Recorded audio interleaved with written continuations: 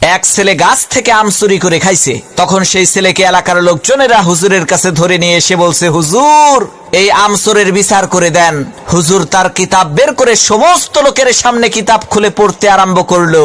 যে চুরি করে খাইছে আম তাকে দিতে হবে তার দাম, দাম না দিলে তার পিঠের উপরে কিল পড়বে ধাম ধাম। হুজুরের কিতাব শুনে এলাকার লোকজন সেই ছেলেটিকে কয়েকটা চর থাপ্পড় মেরে বিদায় করে দিল। আল্লাহর কি কুদরত! কয়েকদিন পর সেই হুজুরের নিজের ছেলে ডাব চুরি করে খাইছে। তখন এলাকার লোকজন হুজুরের কাছে এসে বলছে, হুজুর মানুষের ছেলে আম চুরি করে খাইছে দেখে বিচার করলেন, এখন আপনার ছেলে তো ডাব চুরি করে খাইছে, বিচার করেন তো দেখি। লোকদের কথা শুনে হুজুর তার কিতাব বের করে বলল, ভাইরা আমার, কিতাবে লেখা আছে যে চুরি করে খাইছে ডাব তার হয় নাই কোনো পাপ। তখন এলাকার লোকজন বলল, হুজুর বুঝলাম ডাব খাইলে পাপ নাই, কিন্তু আপনার ছেলে তো একেবারে পাকা জোনা খাইছে। হুজুর তখন কিতাব থেকে পড়লো, যে খাইলো জোনা তার নাই কোনো গুনাহ। এলাকার লোকজন বলল, হুজুর ডাব খাইলে পাপ নাই, জোনা খাইলে গুনাহ নাই মানলাম, কিন্তু আপনার ছেলে তো নারিকেল খাইছে।